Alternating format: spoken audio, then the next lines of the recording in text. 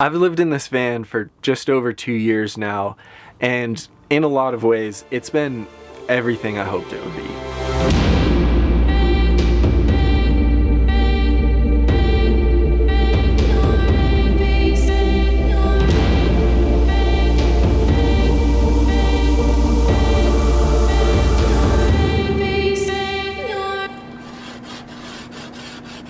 But I also think that van life is kind of overrated.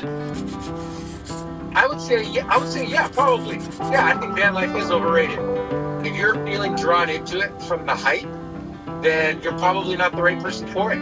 I don't think it's overrated so much as I think it's misinterpreted. I think people are going and jumping into it for all the wrong reasons. But if what you want to do in your life is already making you ask questions of, how do I make the back of a Honda Civic feel comfy enough to sleep in?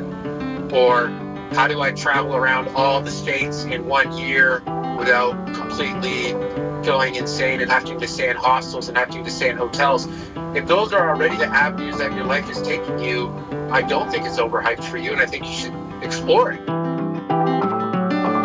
Now, I just want to be clear, when I talk about van life, I'm talking pretty specifically about choosing to move into a van for the sake of travel and freedom, minimalism. I'm not talking about living out of a vehicle due to financial strain or other reasons where it's a necessity. I'm specifically talking about this hashtag van life idea.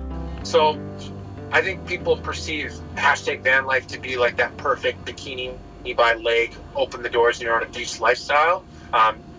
Especially in the off seasons, it's not like that.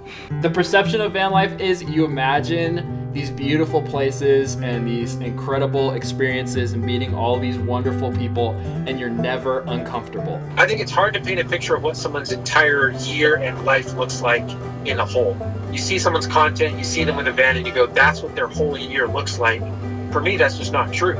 That's such a good point that, like, capturing anyone's life on camera, you're gonna get unrealistic perception. You imagine this thing where it's like, I'm gonna be a vagabond, it's gonna be really romantic, but the reality is, like, you're pretty uncomfortable most of the time.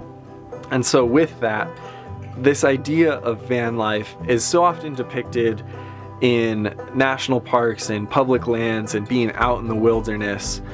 And in my opinion, that's the time when a van is the least important.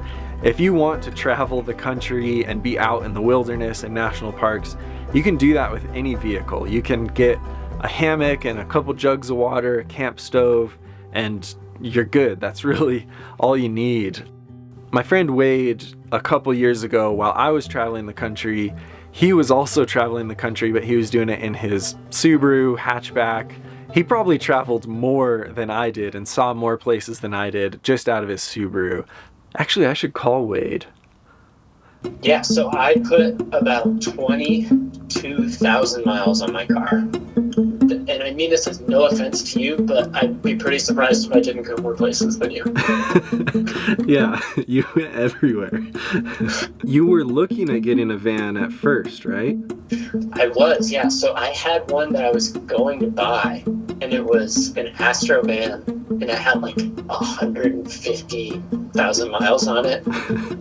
I took it to a place to get inspected, and they just told me that it was old and everything was going to fall apart if I put any sort of mileage on it. So I was going to keep the Subaru anyways and just basically leave it at my sister's house. But I was like, you know what? This car will get me where I need to be, and it's just big enough that I can sleep in it in a pinch. Would you do it over again in a Subaru? Yeah, actually, I definitely would. So the point is, I think the idea that you have to have this built out, extravagant, tall roof van is overrated. You don't need that to go to national parks and see the country. In my opinion, the van becomes way more valuable in more urban settings, or, you know, when I want to visit the coast, say in California, where there's way less public land and less opportunities to camp on the coast. That's when a van becomes super valuable in my eyes, because rather than having to get a hotel or an Airbnb, you can just sleep in your vehicle parked on the street for the night. It's also a really good way to visit friends and see people in other places, because you're able to go visit friends, visit family in other states, but then you're not really burdening them by having to stay in a guest room or anything. You can just hang out with them, and then you go back to your van and you have a place all to yourself. That aspect of it has been amazing. But above everything else, the real reason I made this video, and the real reason that I think van life is overrated, is because I think we drastically underestimate the value of being invested in our community.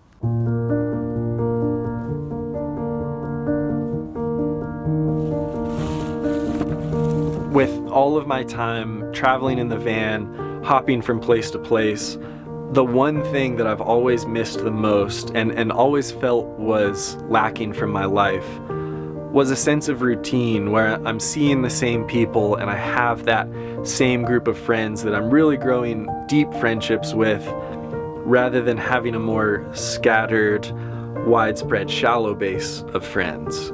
I think there's so much to be said for feeling like a local somewhere and spending your time and your money making the place that you live better. How do you deal with having a community, or do you, when you're on the road so much?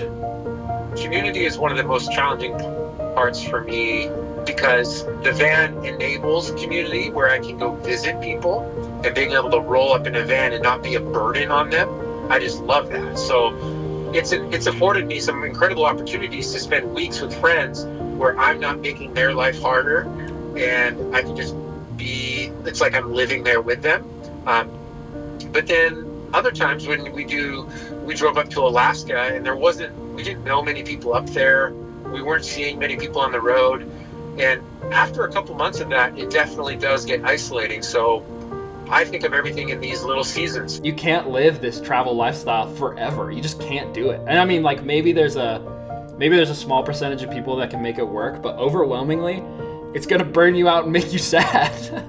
And the funny thing is, like, my van life experience was what made me realize that the community I'm surrounded by is the only important thing. It's got both sides there, where sometimes it's big negatives, and sometimes it's enabling a lifestyle that I wouldn't have thought I could achieve. When everything boils down, you take your house away, you take even your van away, and your job, the last thing you have is always going to be people, always.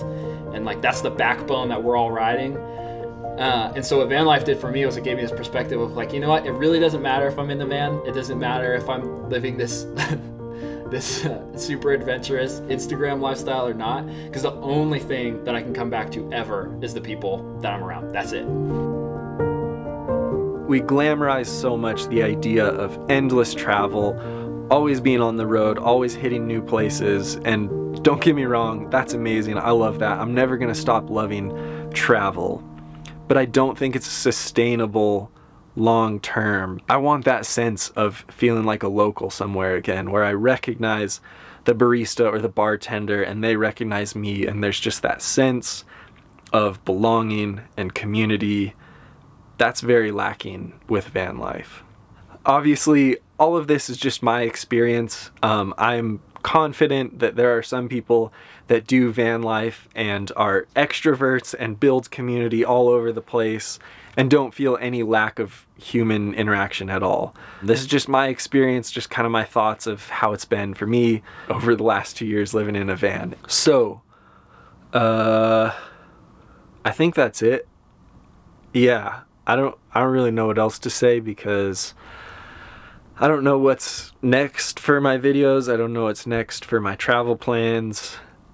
I'm kind of just hanging out. So thanks for hanging out with me. I'll see you soon.